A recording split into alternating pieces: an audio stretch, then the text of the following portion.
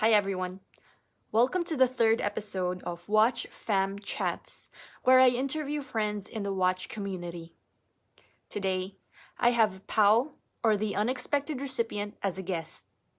He was one of the people in the Watch fam that I talked with frequently in 2020. Turns out, we both went to the same university, but he already graduated when I went in as a freshman. So anyway, small world. Hi Pau. Thanks for joining me today. Hi, Eve.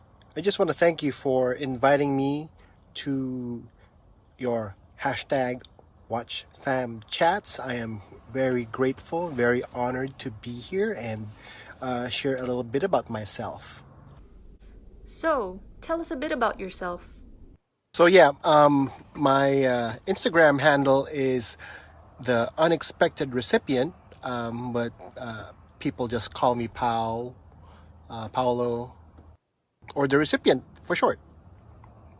I am located in the San Francisco Bay Area in California. I live in a suburb about 20 miles south of San Francisco. And I've been living here for the past 17 years. In the Bay Area, in pretty much Silicon Valley, I do not work in tech. I am the farthest from it. I am actually a utility worker. I work with wrenches. I work with a lot of, hand tools, which is kind of frustrating because I don't get to wear a lot of the watches I own. Tell us about who got you into watches. So, who got me into watches? Well, interestingly enough, and this will explain my Instagram handle, the answer to that question would be my dad. So, my dad, unbeknownst to me, is a bit of a watch fanatic.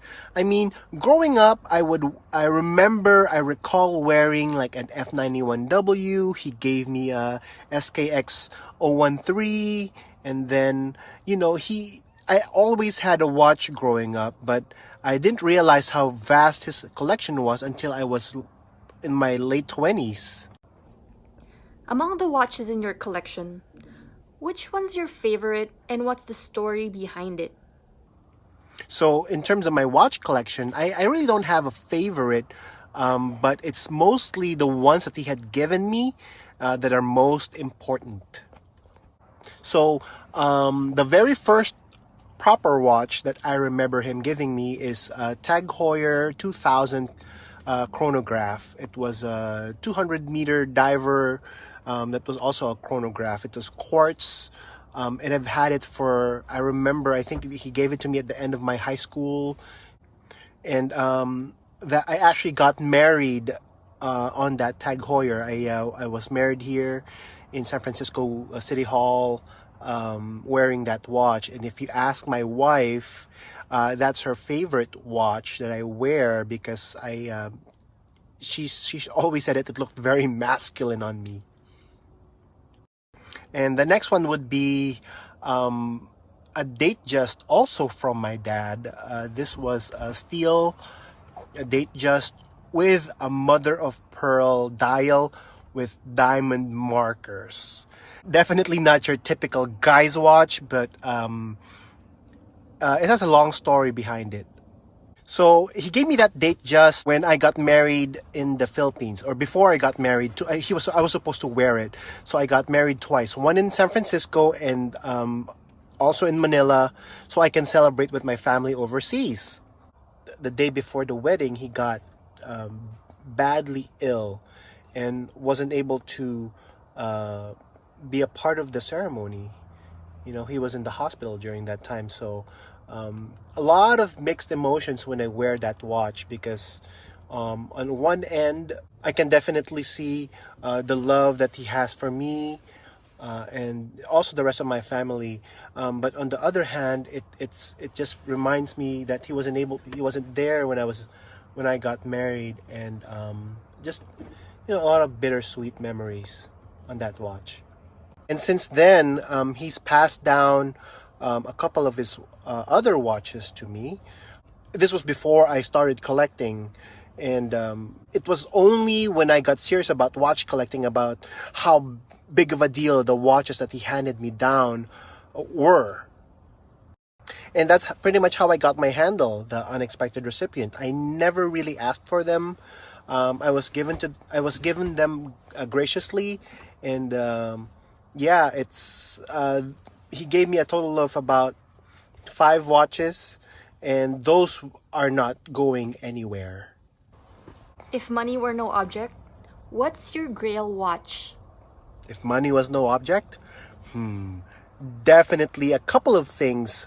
First would be day date, 40 millimeters, olive green dial, whether it be on rose gold or white gold. That thing is gorgeous. Also, 1815 annual calendar from Alanga Inzuna. That thing on a casual strap is such a really stealthy watch. And one more. I think me and Mike, Wandering Watches Mike, can agree on this. The 1921 Vacherin Constantin Historiques Americaine. That thing is gorgeous. Has there been any lessons in your watch journey that you want to share?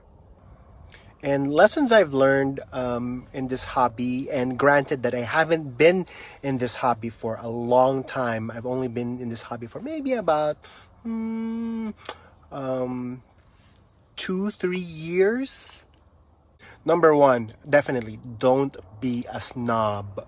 I don't care about whether you wear expensive or affordable ones, whether they be quartz or mechanical, whether it be Japanese or Swiss, homage watches or not. As long as you're enjoying them, that's fine with me. And lastly, try to be very encouraging. This hobby can only get more fun when there's more of us. And as much as we are part of this big Instagram, YouTube, forum, online communities, try to collect in a vacuum, and don't get stuff because other people tell you that you will like them. That's a surefire way of wasting a lot of time and money. And also, your tastes will change over time. Even myself, I don't know what my definite non-negotiables are, and there may be none. So I always try to explore different diameters, case shapes, and design. And hopefully in the future, when I become more, quote unquote mature, I can figure it out. But right now, I'm just enjoying. Aside from watches, what else are you passionate about? And aside from watches, perhaps I like movies. I like a good series as well. I used to be big into photography. Believe it or not, I used to be a professional and licensed photographer. But that's another life, and that's another interview. I did a lot of event photography and portraits, and taking pictures of watches is something really different. Product photography is requires a different skill set, a lot of different techniques, although you do use the same kind of same tools. Thanks a lot for being a part of the show. So yes, again, Eve, I just want to thank you for having me in the short interview series of yours. I know that you and a lot of other people that we are, common friends of ours, have been a big source of support and inspiration during these real hard times. And I just hope that next year will be much better. It can't get any worse than 2020.